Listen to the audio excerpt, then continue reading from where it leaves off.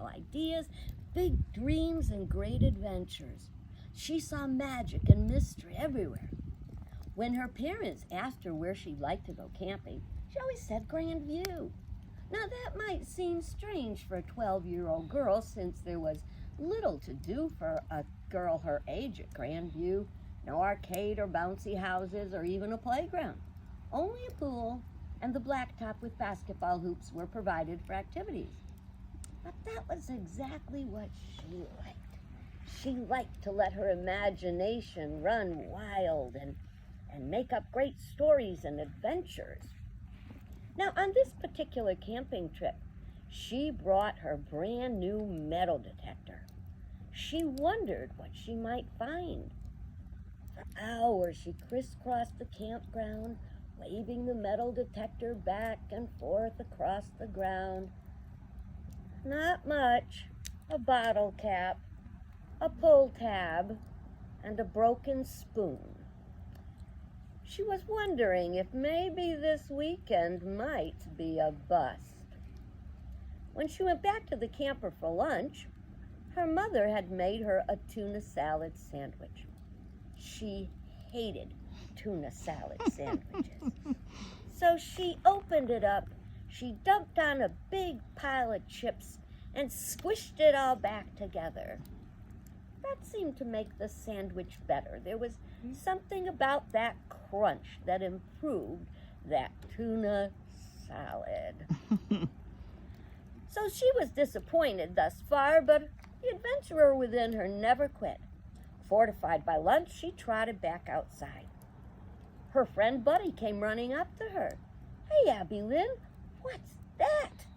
His eyes bugged wide open, looking at the magnificent machine his friend was holding. "It's a treasure detector," she told him. "I'm hunting treasure." "Well, can I come?" "You can, but anything we find is mine." Abby Lynn refused to let Buddy use the metal detector no matter how much he begged. So he'd stop here and there and poke at the dirt with a stick. His stick hit something solid. It was round and smooth. "I found something! I found something!" he called out to Abby Lynn. He stuck the stick into the soft soil and came up with a beautiful, smooth, round marble. It was creamy white, swirled with red and gray and pink, and looked just like the planet Jupiter. Abby Lynn looked at it and rolled her eyes and shook her head. "It's a marble, Buddy, not a treasure." "It's a treasure to me," he muttered as he put it in his pocket. Minutes later, her metal detector began to give off a soft beep, beep, beep, beep, beep, beep, beep, beep, beep, beep, beep, beep, beep, beep. She waved it back and forth, getting louder and louder. Then she fell on her knees. "It's a treasure! I know it's a treasure!" She started to dig, her little shovel and hands both whirling like a windmill, dirt flying everywhere. A glint of silver and a flash of a jewel caught her eye. "Oh, it's jewels! I'll bet it's worth $1 bazillion. But as she scooped the dirt away from the sparkling jewel, she fell back in horror at the sight before her. It was a jewel, all right. A beautiful sapphire ring, circled in diamonds. But it adorned a bony finger. Oh. As hastily as she uncovered the horrific sight, she pushed the dirt back over it. "Let's get out of here," she called to Buddy as she sped away, half running, half tripping, in desperation to put the gruesome sight behind her. Buddy tried to keep up to her. He called out, Wait, what's going on? What did you find?" But she wouldn't tell him. She couldn't. First there was the horror of it, but then the obvious value of the treasure. Her treasure. When Abby Lynn's mother called everyone to the table for supper, she couldn't eat a bite. Just the thought of that horrific sight she'd uncovered gave her waves of nausea. She was still quivering inside as she crawled into her sleeping bag in her own little tent outside. After much tossing and turning, she finally fell asleep.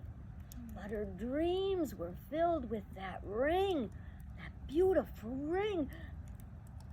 What if Buddy goes back? What if he goes back and finds it?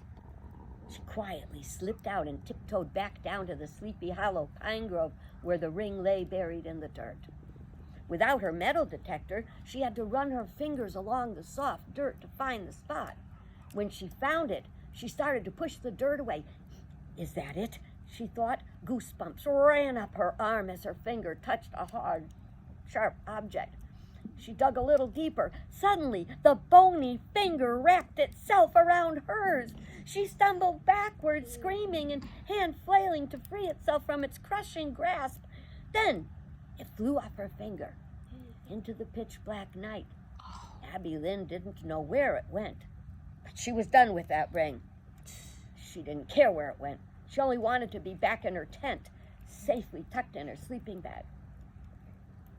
Exhausted, Abby Lynn fell asleep quickly. She had a dream of being in a gray, misty place. A shadowy figure called to her in a raspy whisper. Put it back. Put it back. Abby Lynn tried to scream, but no sound came out of her mouth. She awoke with a start. Her heart was pounding. It was still dark. She flipped on her little lantern and gasped. There was the bony finger, ring sparkling in the light of the lantern. It was crawling across the floor like an inchworm, headed straight toward her. It came closer.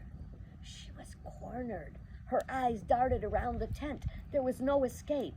The bony finger, ring sparkling on it, came up the side of her sleeping bag. She got an idea. In a single move, she whipped her pillow out of the pillowcase, threw the empty case over the finger with the ring, trapping it inside. Within the pillowcase, the ring and the finger thrashed around and scratched at the material. She dashed out of her tent towards Sleepy Hollow. As terrified as she was, Abby Lynn could not get her mind off that ring. She wanted that ring. She needed that ring. She had to have that ring. No, she had to get rid of it. In the cove of trees in Sleepy Hollow, she found the biggest rock she could move. She kneeled down on the damp soil and dug away at the dirt with her little shovel until she had a hole big enough for the thrashing bony finger and pillowcase.